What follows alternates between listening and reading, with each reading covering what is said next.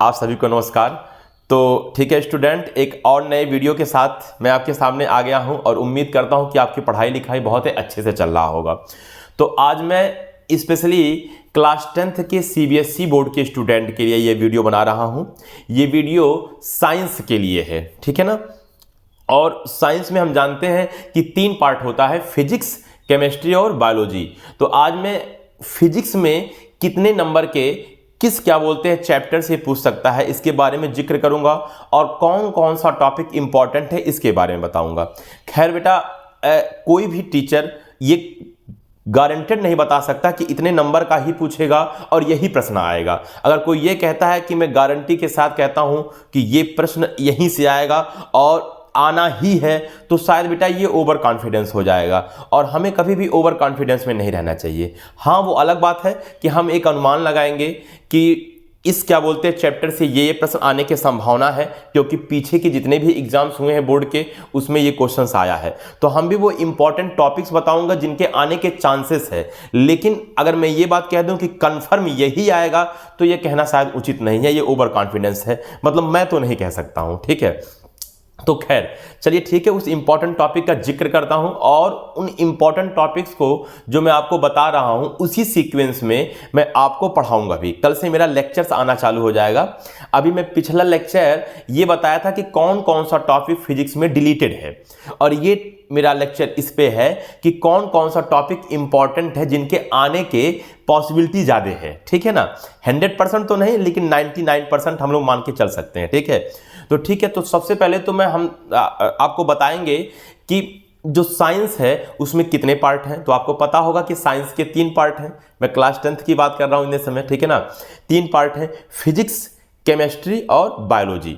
और बेटा इन तीनों को मिला के 80 नंबर का प्रश्न पूछता है, यानी कि 80 मार्क्स का आपका क्या बोलते हैं पेपर आता है, जिसमें से बेटा मतलब आइडियली अगर देखा जाए हम लोग जो मतलब क्या बोलते हैं सीबीएसई जिस पैटर्न पे क्या बोलते हैं अपना पेपर बनाता है, उसमें से 25 नंबर फिजिक्स का आता है, 25 नंबर केमिस्ट्री का आता है और 30 नंबर आपका बायोलॉजी का आता है। तो ये तीनों मिला के आपका 80 नंबर हो जाता है, यानी कि 80 मार्क्स हो जाता है, ठीक है। हाँ, ये भी बात मैं आपको कहता हूं कि मैंने जो ये मतलब डिस्ट्रीब्यूशन किया, ठीक है ना, मार्क्स का, कि फिजिक्स में 25 नंबर का, ठीक है ना, केमिस्ट्री में 25 नंबर का, बायोलॉजी में 30 नंबर का, तो वो मतलब एक आइडियली डिस्ट्रीब्यूशन है। लेकिन कोई जरूरी नहीं है कि एग्जैक्ट उतना ही पूछ ले, हो सकता है 1-2 नंबर आगे पीछे हो सकता है, ठीक है ना। किसी में हो सकता है आपका फिजिक्स में 27 पूछ ले, आपका केमिस्ट्री में 24 पूछ ले, तो ऐसे 1-2 नंबर आगे पीछे हो सकता है, तो उससे कोई कहीं दिक्कत नहीं है, ठीक है। तो ठीक है, चूंकि अब मैं बोला कि मैं फिजिक्स का ही मतलब आपको बताने वाला हूं, क्योंकि मैं फिजिक्स का ही शिक्षक हूं, तो फिजिक्स के बारे में अब आते हैं और फिजिक्स के बारे में मैं आपको पूरी जानकारी देता हूं, ठीक है। ठीक है, तो सबसे पहले तो मैं आपको ये बताऊंगा कि अगर आप एनसीईआरटी का बुक्स पढ़ते हैं, खैर पढ़ना भी चाहिए और पढ़े भी होंगे, अगर आप एनसीईआरटी का बुक पढ़ते हैं तो आप ये जान लीजिए कि आपका सीबीएसई बोर्ड का जो क्या बोलते हैं पेपर है वो एनसीईआरटी के लेवल से बहुत हाई नहीं आ सकता है, ठीक है। क्योंकि हर एक मतलब क्या बोलते हैं बोर्ड हो, चाहे वो यूपी बोर्ड हो, चाहे वो सीबीएसई बोर्ड हो, चाहे वो कोई सा भी बोर्ड हो, वो हमेशा ये चाहता है कि बच्चे अधिक से अधिक पास हो, कम से कम 70 या 80% स्टूडेंट्स, ठीक है ना, पास हो जाए। तो इतना हाई पेपर नहीं बनाता है कि वो उसका कोई दुश्मनी है आपसे, ठीक है ना। वो पेपर ऐसा बनाता है कि आप पेपर कर ले जाओ। लेकिन कोई स्टूडेंट बिल्कुल नहीं पढ़ा है, थोड़ा सा भी नहीं पढ़ा है, तो उसको तो छोटी सी टॉपिक भी नहीं पता होगा, ये भी नहीं पता होगा कि रिफ्लेक्शन क्या है, ठीक है ना, क्योंकि वो पढ़ने वाला स्टूडेंट ही नहीं है। लेकिन अगर आप थोड़ा बहुत भी पढ़ने वाले स्टूडेंट हो तो ऐसा आप मान के चलिए कि आप पेपर कर ले जाओगे, ठीक है। तो ठीक है, आते हैं अब फिजिक्स के, ठीक है ना, पहले उन चैप्टर्स पर जो जो चैप्टर्स आपके हैं, ठीक है। पिछले वीडियो में मैं आपको बताया था कि फिजिक्स के 5 चैप्टर, ठीक है ना, थे जिसमें से बेटा क्या बोलते हैं पहला चैप्टर लाइट, ठीक है ना, दूसरा चैप्टर हमारा हाँ ह्यूमन आइज, ठीक है, तीसरा चैप्टर हमारा आपका है इलेक्ट्रिसिटी, चौथा magnetic effect of electric current, और आपका 5वां चैप्टर था सोर्सेस ऑफ एनर्जी, जिसमें से मैंने बोला था जो 5वां चैप्टर है यानी कि सोर्सेस ऑफ एनर्जी है वो डिलीट कर दिया गया है। यानी कि कोविड के बाद जो 30% कोर्स काटा गया था, यानी कि जो 30% कोर्स हटाया गया था, उसमें से सोर्सेस ऑफ एनर्जी जो है पूरी तरह से निकाल दिया गया है, ठीक है। पूरा चैप्टर ही डिलीट कर दिया गया है। तो अब बात आया 4 चैप्टर, जिसमें से बेटा 2 चैप्टर एक यूनिट मान लीजिए, ठीक है ना। कौन कौन सा चैप्टर बताओ? लाइट, और दूसरा बेटा हमारा ह्यूमन आइज, ठीक है ना। ये एक यूनिट है। और इलेक्ट्रिसिटी और मैग्नेटिक इफेक्ट ऑफ क्या बोलते हैं इलेक्ट्रिक करंट, ये हमारा दूसरा यूनिट है।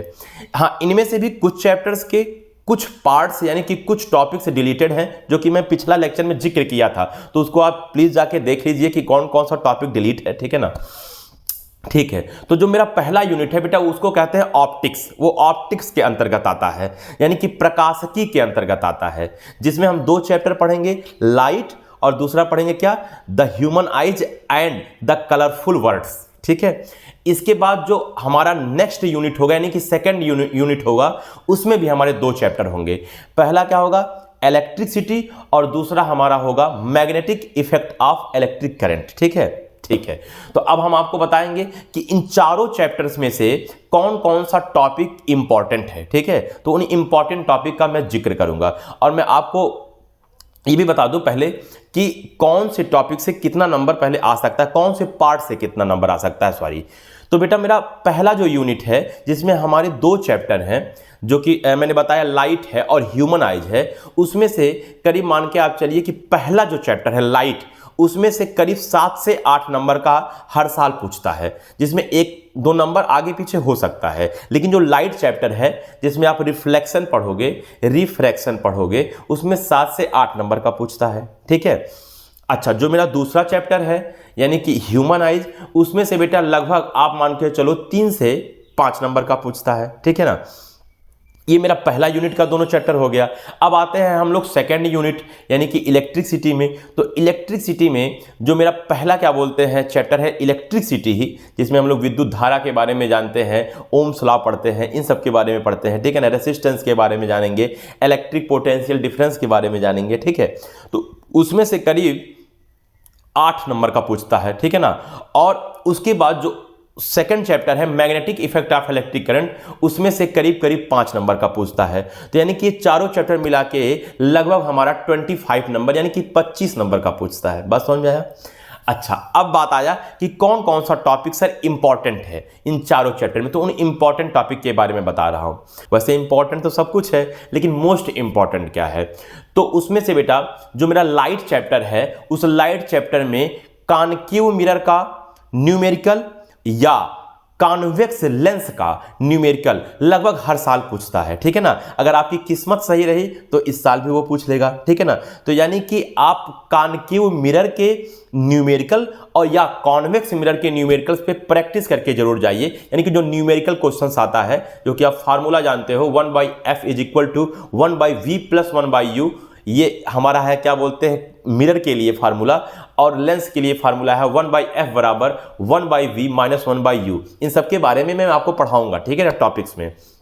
खैर, तो आपको पहला पता चल गया होगा कि न्यूमेरिकल्स तो जरूर आना है, पहली चीज हो गया। दूसरी बात बेटा डायग्राम यानी कि रे डायग्राम, यानी कि कहीं पे ऑब्जेक्ट को रख दिया और बोला कि इस ऑब्जेक्ट का रे डायग्राम बनाइए, ठीक है ना। तो रे डायग्राम टाइप का भी क्वेश्चंस आपको पूछने का चांसेस है। तो ये 2 टॉपिक हो गया। तीसरा टॉपिक बच्चों रिफ्रैक्टिव इंडेक्स के बारे में पूछ सकता है, यानी कि जो आप जानते हो कि स्नेल चाचा का नियम, ठीक है ना। तो स्नेल चाचा का नियम बहुत ही इंपॉर्टेंट है।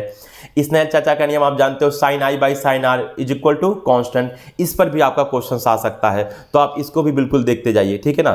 तो ये मेरा जो 2-3 टॉपिक बताया, वो 2-3 टॉपिक हमारा बेटा इंपॉर्टेंट है फर्स्ट चैप्टर में यानी कि लाइट में। अब हम बात आते हैं सेकंड चैप्टर में, ठीक है ना। सेकंड चैप्टर में बेटा हम जानते हैं कि the human eyes and the colourful words, ये मेरा सेकंड चैप्टर है। तो सेकंड चैप्टर में अगर आपकी किस्मत बहुत अच्छी रही तो स्ट्रक्चर ऑफ ह्यूमन आइज यानी कि ह्यूमन आइज का पूरा स्ट्रक्चर आपसे, ठीक है ना, पूछ सकता है, जिसमें आप बहुत से चीज़ों के बारे में बताओगे। कॉर्निया क्या है, रेटिना क्या है, ठीक है, क्लोराइड्स क्या है, प्यूपिल क्या है, इस सब के बारे में पूरी की पूरी व्याख्या पूछ सकता है। और वो बेटा आपका विस्तृत उत्तरी प्रश्न में यानी कि लॉन्ग टाइप क्वेश्चन में आपका पूछ सकता है, ठीक है ना। यानी कि structure of human eyes. Second बेटा आपका डिफेक्ट्स आपका पूछने का चांसेस है। आप जानते हो बेटा कि डिफेक्ट में आपका क्या बोलते हैं, ठीक है ना, मायोपिया है, हाइपरमेट्रोपिया है, आपका प्रेसबायोपिया है। तो इनमें से तीनों में से कोई एक पूछ सकता है, और ठीक है ना। और अगर मान लीजिए आपको वो लॉन्ग टाइप में क्वेश्चन दिया तो लॉन्ग टाइप में उसका पूरी की पूरी चीजें पूछेगा कि उसका करेक्शन कैसे होगा, उसका रीजन क्या है, ठीक है ना, सारी चीजों के बारे में पूरा व्याख्या पूछेगा, ठीक है। तो ये आपका ह्यूमन आइज से रिलेटेड हो गया।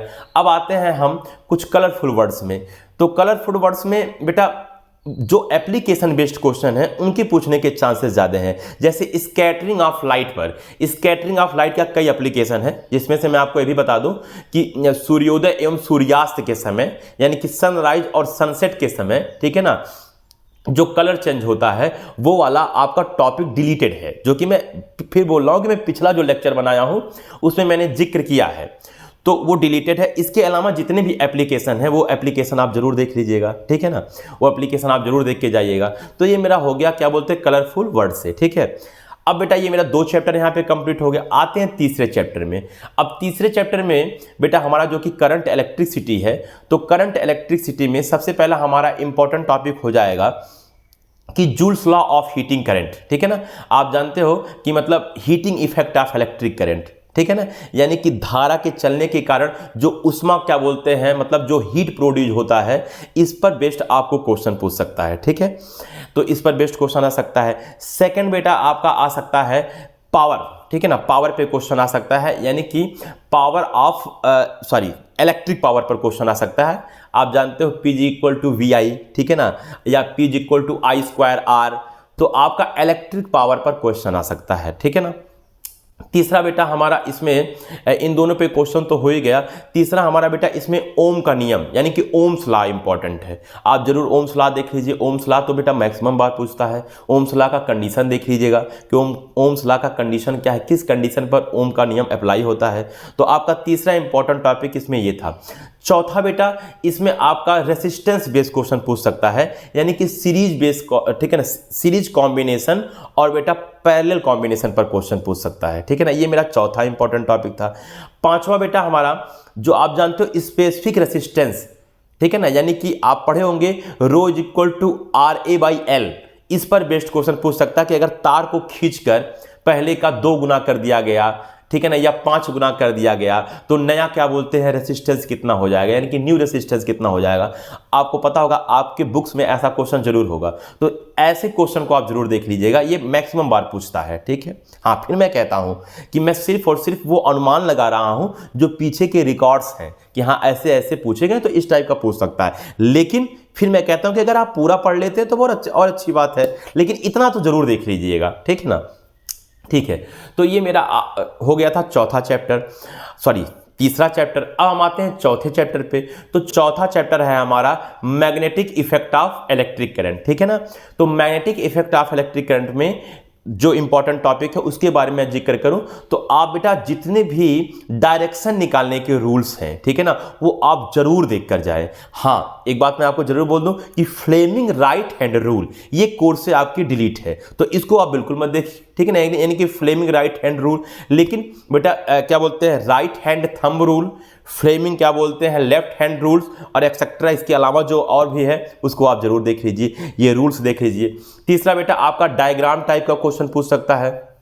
कैसा डायग्राम टाइप का क्वेश्चन पूछ सकता है कि अगर कोई वायर हो तो उस वायर में अगर करंट फ्लो करे तो उसके चारों तरफ जो मैग्नेटिक फील्ड लाइंस है, वो मैग्नेटिक फील्ड लाइंस है, उस मैग्नेटिक फील्ड लाइंस किस प्रकार की बनेगी। बात समझ में आया क्या। तीसरा हमारा इंपॉर्टेंट टॉपिक बेटा सोलेनॉइड है। सोलेनॉइड के बारे में पूरी की पूरी जानकारी आप ले लीजिएगा।